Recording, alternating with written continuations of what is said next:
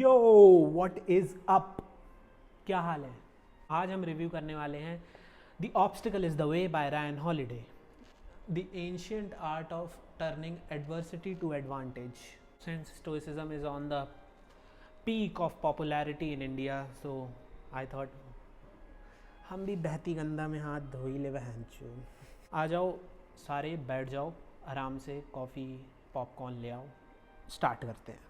ये किताब डिवाइडेड है 3 पार्ट में, perception, action and will.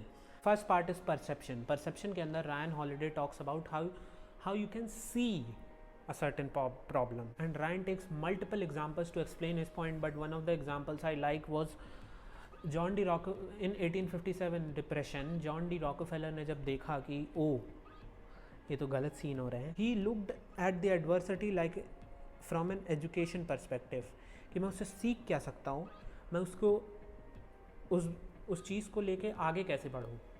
And that is one of the point.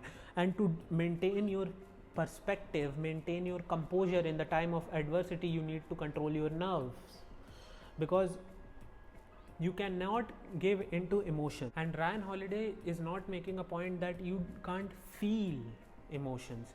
He is just saying that you can feel emotions but you cannot get possessed by your emotions, कि ओ अब ये adversity आ गई है, अब मैं इसके बारे में ही सोचता रहता हूँ और इसको दूसरे लेंस से देखता ही नहीं हूँ, मैं सिर्फ परेशान होता रहता हूँ।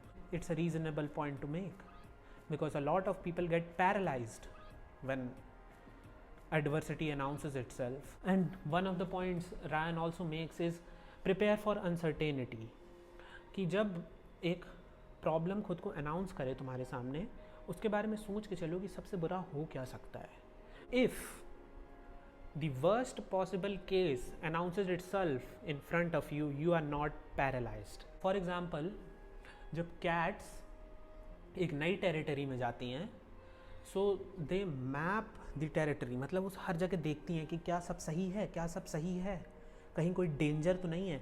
और जैसे ही कुछ ना कुछ डेंजर आता है ना, दे गेट पैरालाइज्ड कि ओ ये क्या हो गया।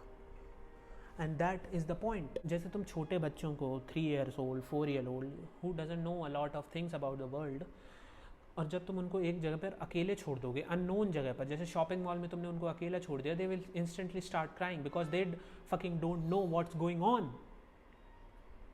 सो it's a good thing to be a bit pessimist when adversity announces itself. One of the things that I like in perception वाले point से particularly, जब तुम किसी fear के बारे में सोचते हो ना, तो तुम उसकी तरफ देखना नहीं चाहते, because it's scary to see a clear picture, to face the fear from eye to eye.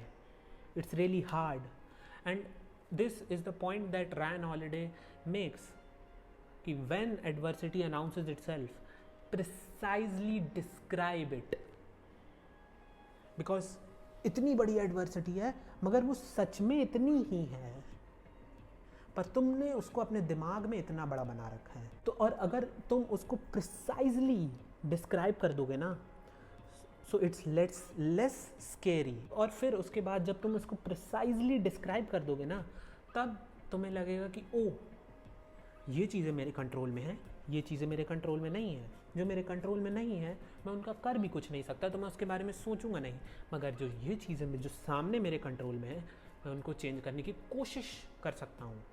And that is the point, to precisely describe the situation, see what's in your control and see what's not in your control, and now you can face the adversity more courageously, let's say. Now the second part, action, because thinking is not enough, you have to take actions, and actions requires courage, क्योंकि it's very hard to face the adversity voluntarily. Action is not any action. कोई भी action नहीं ले सकते तुम. You have to take a well thought action. और कभी कभी ऐसा भी हो सकता है कि एक बारी का एक्शन काम ना करे, बार बार तुम्हें हिट करना पड़ेगा, तब जाके वो दीवार टूटेगी। समझ रहे हो?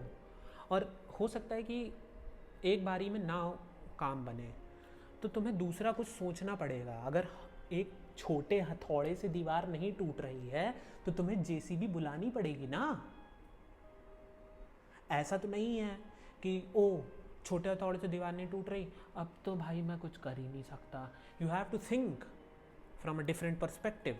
और Ryan also make this point, well I should leave the adversity alone, but sometimes it might work, but most of the time अगर आप अपने एक ऑब्स्टिकल को फेस नहीं करेंगे तो वो और बड़ा हो जाता है। For example this partly I learn from Jordan Peterson, और ये जॉर्डन पीटरसन से ही चुराया हुआ एक एग्जाम्पल है। फॉर एग्जाम्पल कि तुम्हारा घर बहुत गंदा है, मगर तुम सोचते हो कि ओ बाद में कर लूँगा, और तुम उसको छोड़ देते हो, उसको और एक कोने को तुम छोड़ देते हो, उसमें कभी सफाई नहीं करते हो। और फॉर एग्जांपल वहाँ पे कुछ खाना पड़ा था, वो गंदा हो जाएगा, उसमें कीड़े लग जाएंगे, और क्या होगा कि पेपर में चूहे कुतर देंगे पूरे पेपर्स को, और कपड़ों में गंदी बदबू हो जाएगी। तो मोस्ट ऑफ द टाइम अगर तुम उस एडवर्सिटी को अकेला छोड़ दोगे, it get worse. So you have to face it voluntarily. Now comes the third part, will. और विल का मतलब ये है कि जब कुछ भी काम ना करे ना दोस्त, कोई भी, तुमने सारे एक्शंस लगा के देख लिए, तुमने सारा पर्सपेक्टिव लगा के देख लिया, परसेप्शन लगा के देख लिया, कुछ काम ही नहीं कर रहा, which is resilience, humility, flexibility, gratitude, etcetera etcetera. इसका मतलब ये है कि आपको जब एडवर्सिटी अनाउंस करती है ना खुद को, और जब तुमने सारे दंड भेद और ये सब करके देख लिया होता है, जब कुछ भी काम नहीं करता, तब ये जो विल का काम है ना वो आता है।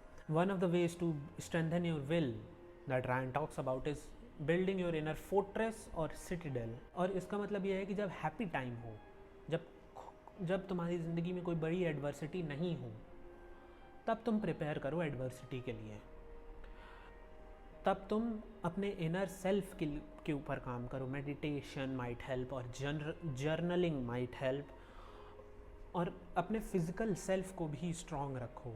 ईट राइट, एक्सरसाइज, बेसिकली अपने अराउंडिंग वॉल बना के रखो, ताकि जब स्पार्टन्स हमला करें ना तब तुम टिक पाओ। Another point two face adversity is putting someone else in front of you. मतलब जब भी एडवर्सिटी खुद को अनाउंस करे ना, तुम किसी और को अपने सामने रख दो, और जब तुम किसी और के सामने रख दोगे ना, इम्पॉर्टेंट आदमी को, तब तुम उसके लिए लड़ना चाहोगे, क्योंकि if something doesn't work you are gonna be demotivated and you have to fucking fight back.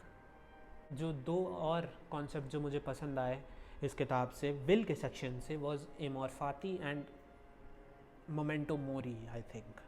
And amor fati means to love what happens to you, love your fate.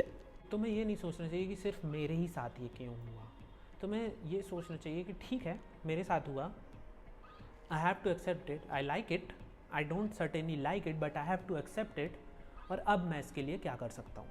maybe I'm not